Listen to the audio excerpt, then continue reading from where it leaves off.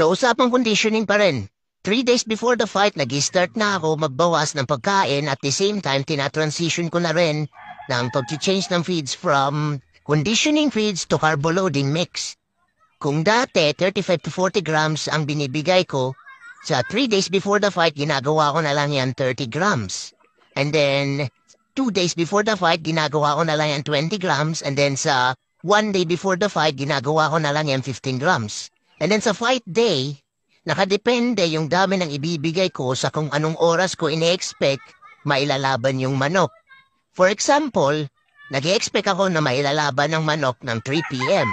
So ang ginagawa ko, 7 a.m. nagbibigay na lang ako ng 10 grams. Importante lang naman sa pagbibigayin sa fight day ay hindi tayo sumobra. Di bali na magkulang basta wag na wag lang magsusobra dahil wala na tayong magagawa kapag nagsobra yan. Pero pag nagkulang, pwede pa natin yang remedyoan.